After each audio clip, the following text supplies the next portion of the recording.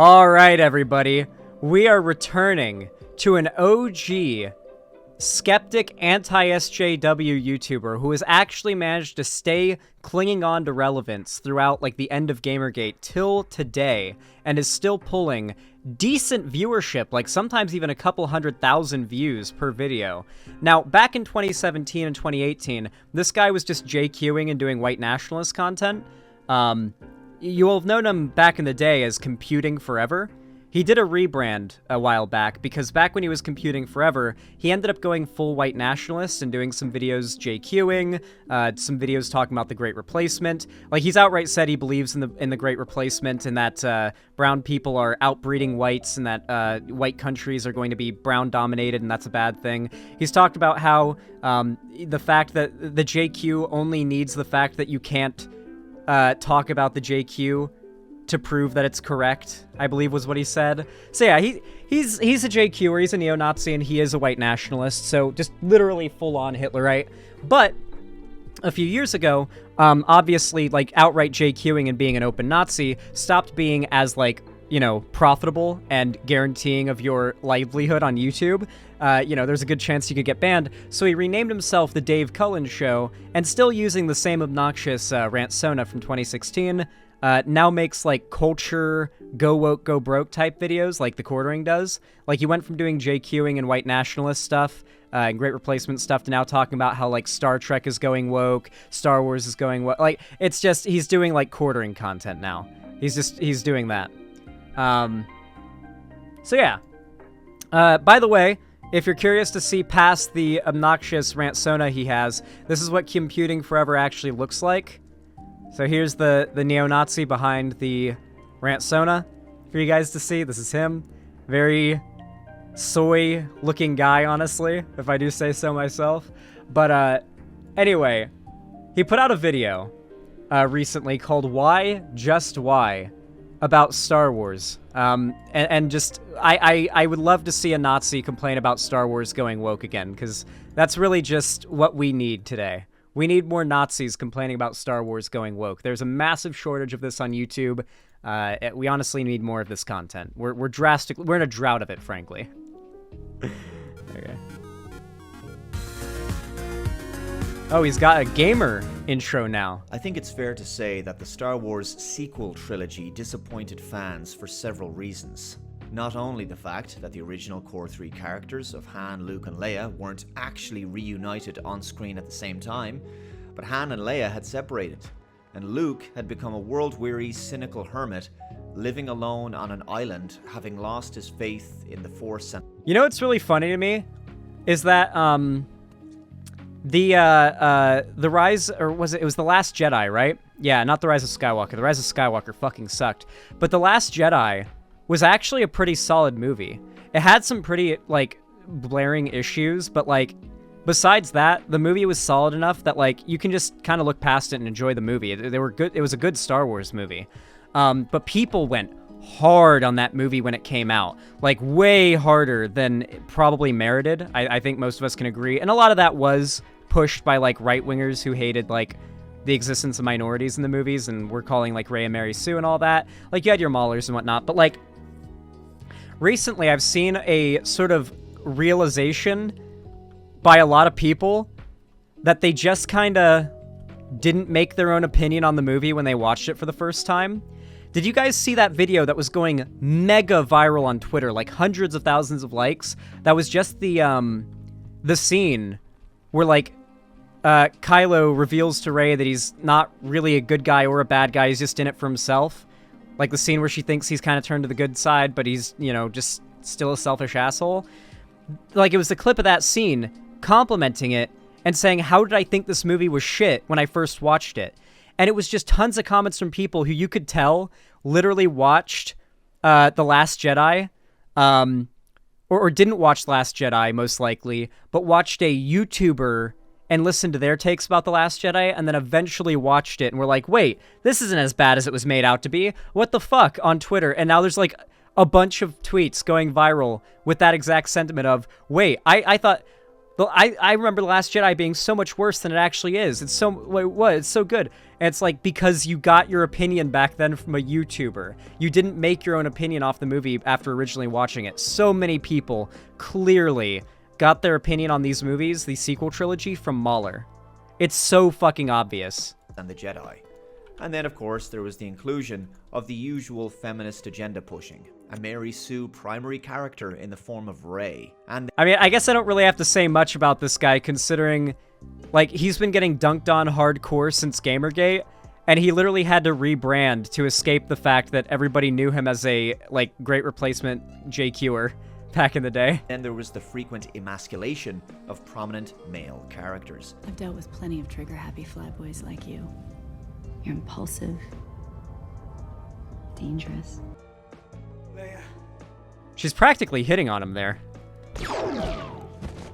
The trilogy concluded with The Rise of Skywalker, which I think tried its best to not make some of the same mistakes of its predecessor, The Last Jedi. But in so doing, it kind of ended up taking a very paint-by-numbers approach. Well, The Rise of Skywalker was the worst one of that entire trilogy. The final movie of that trilogy was the worst one. The first one was the best one, because there was a lot of cool stuff set up, and it was like, okay, this could be pretty interesting, all right. And I think a lot of people were hoping that Finn was going to end up becoming a Jedi as well.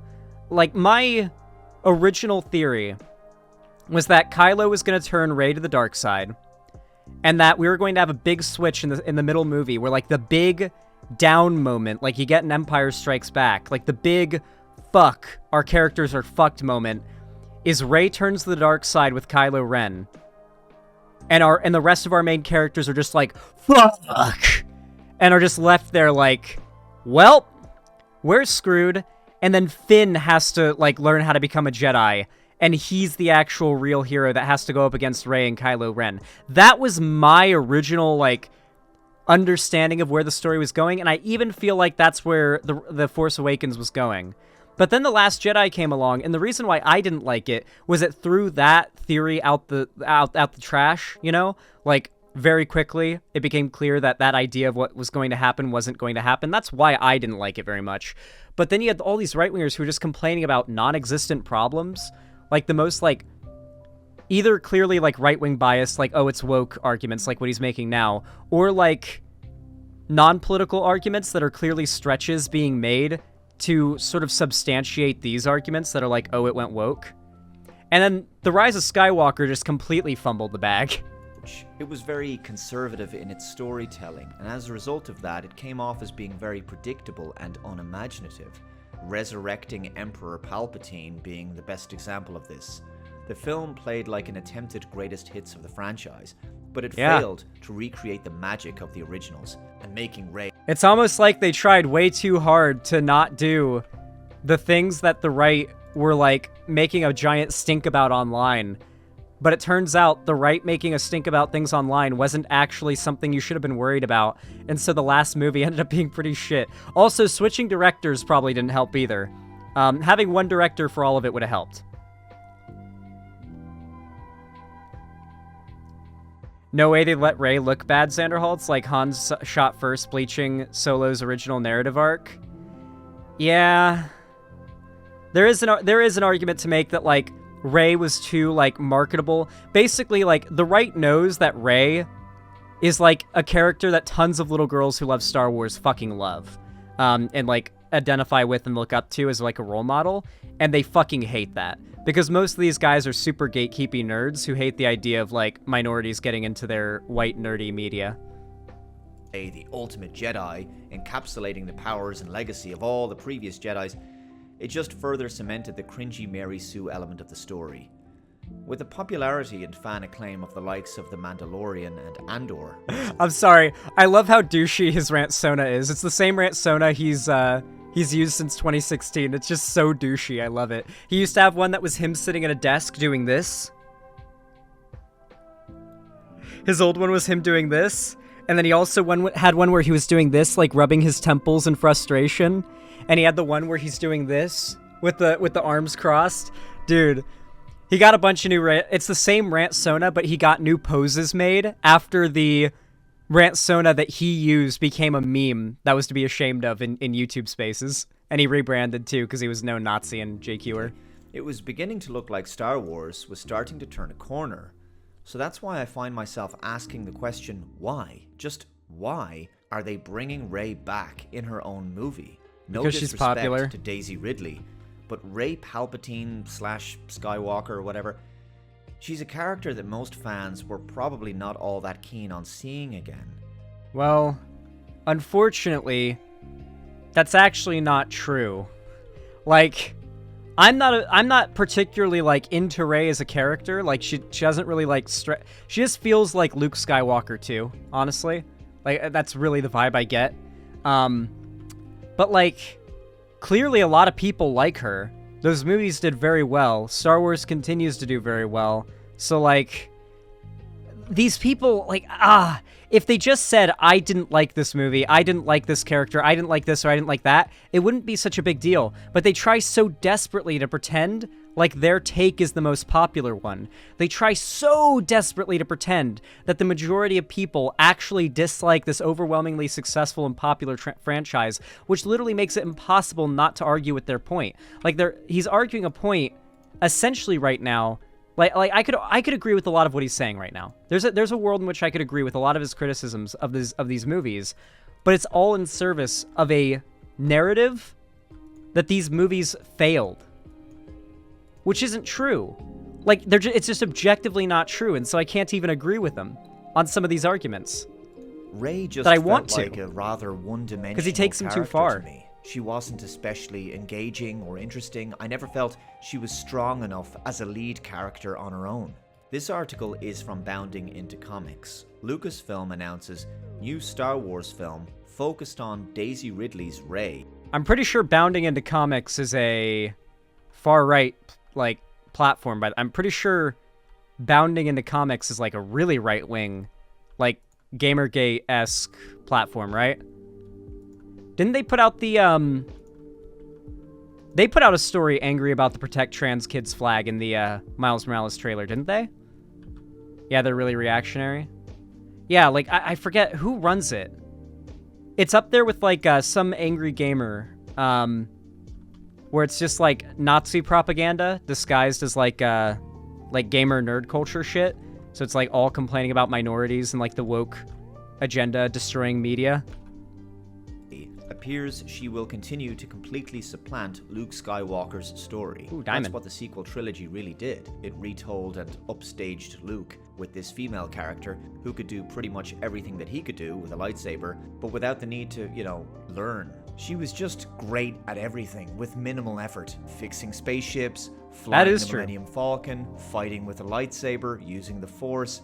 It all came to Rey far quicker than it ever did to Luke Skywalker. She never really had any personal growth to make because she was written to be almost perfect from the start. She even appeared to have more knowledge of the Millennium. This is like the most common and inarguable like criticism of the sequel trilogy. Like everybody, even on the left, agrees that like Rey is way more written to be sort of like a perfect character who doesn't really have to do much personal growth than Luke or Anakin. I mean, the prequel trilogy is literally all about Anakin's descent and character development into becoming Darth Vader. The like primary original trilogy is all about Luke becoming going from being like an irresponsible bratty kid who's got like a very naive view of the world to becoming like a wise and like even he goes from being like angry and like even somewhat susceptible to falling to the dark side to finding compassion even for his father, who's become like a genocidal space Nazi. Like Luke's character arc exists.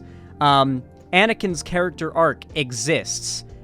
Rey, not so much. Like her character arc is really just her not knowing who her family is, which is unironically JK, like that's JK Rowling levels of writing. Like that's Harry Potter is an orphan, and that's the thing that makes him sympathetic and like a sad character that you should feel bad for when he's a cunt, like kind of writing.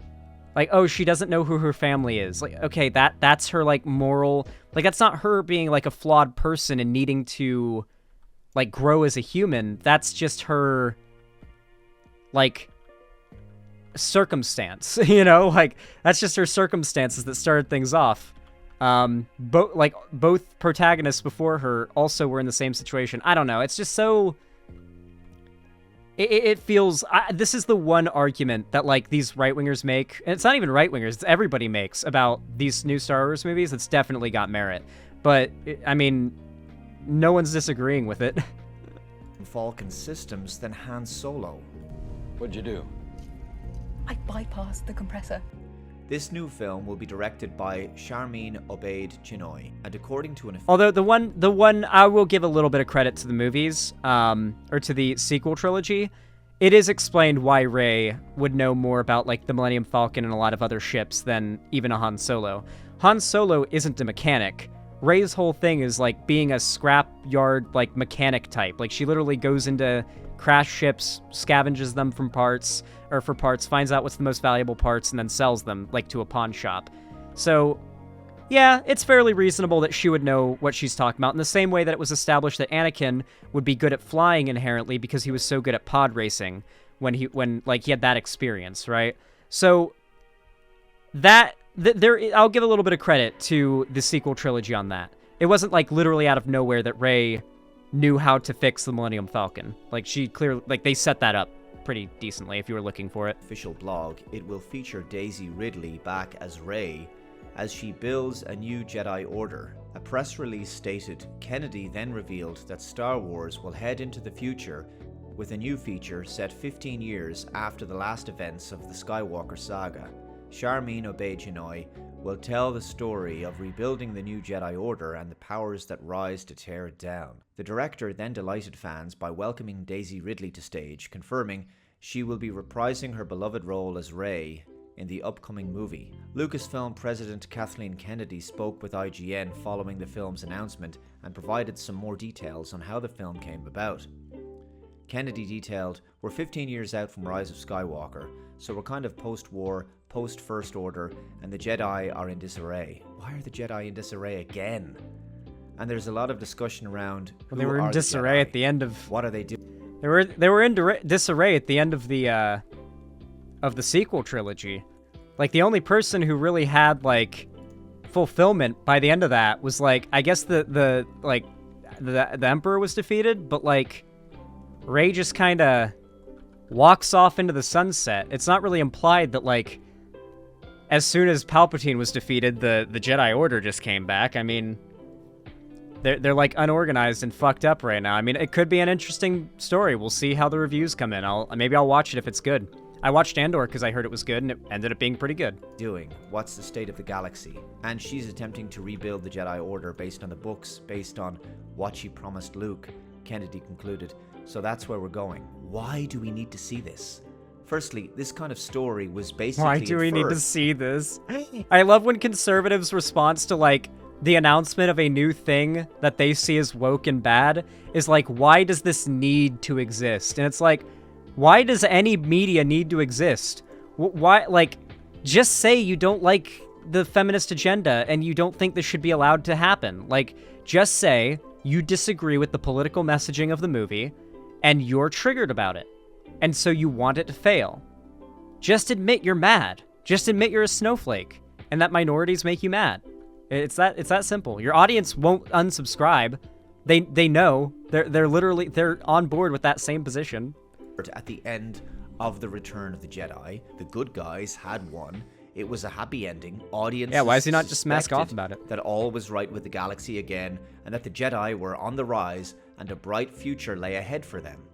Then the sequel trilogy basically had to undo all of that, and effectively tell the same story all over again, bringing us to more or less Star Wars the is same repetitive. conclusion.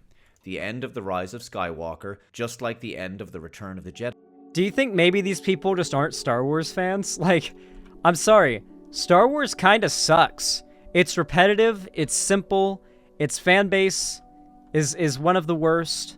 Like, there's good Star Wars stuff, but there's also a lot of dog shit Star Wars stuff, in my opinion. And it feels like people, like a lot of these Star Wars fans, quote unquote, online, unanimously agree most Star Wars stuff that exists now is shit. Are they even Star Wars fans?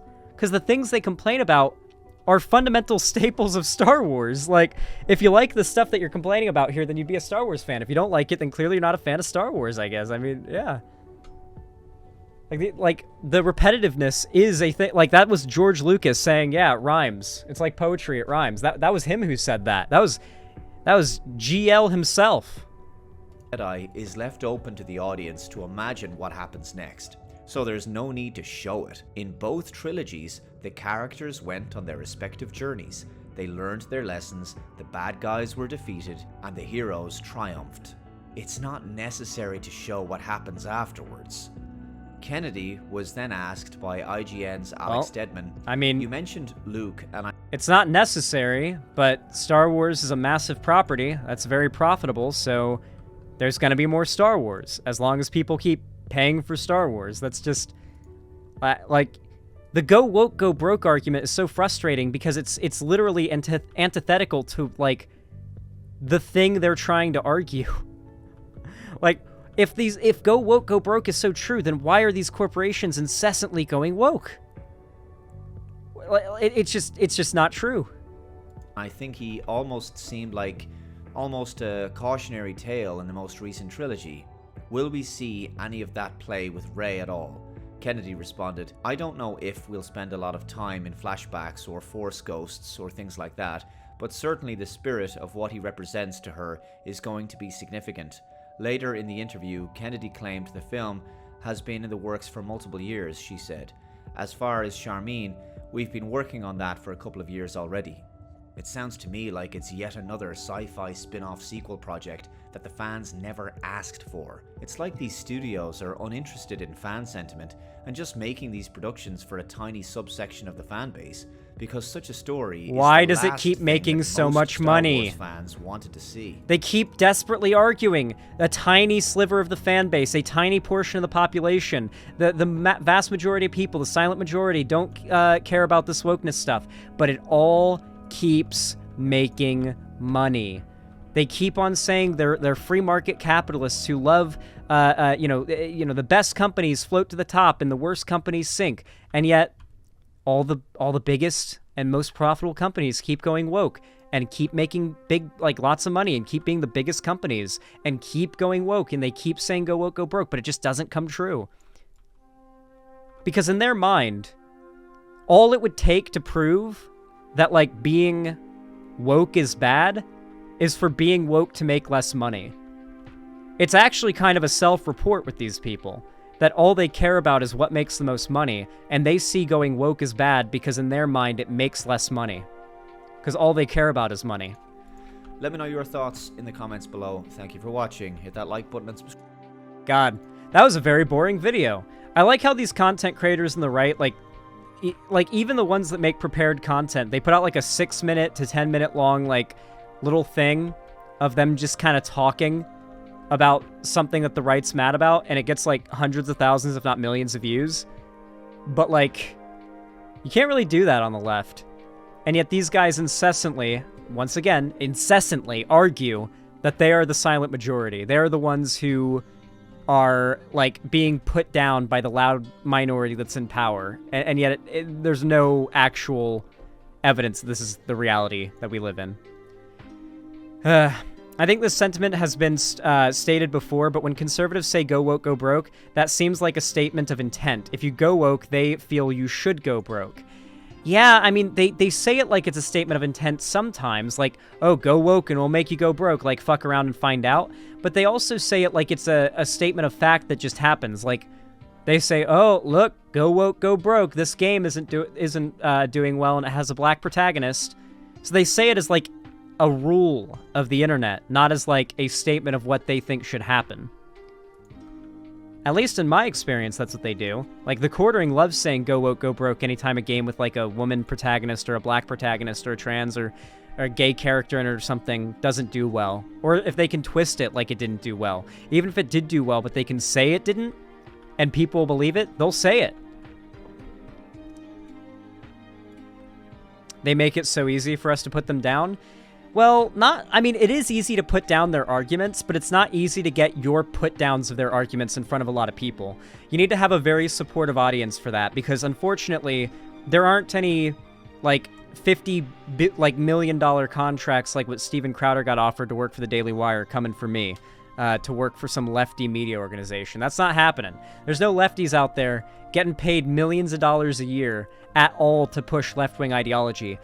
Most of them are just scraping by with what like barely they can, bring together. The right has the platform, they have the money, they have the funding, and they have the hatred to motivate them. So, yeah, it can be harder to get your ideas like in front of more people, but it is pretty easy to like debunk the right-wing perspectives. Yeah, they're not very well thought out. They're very like single-minded and very like feelings over facts. Like, yeah, this sounds right to me. Kind of perspectives, yeah. That's pretty much all I have to say about it, though.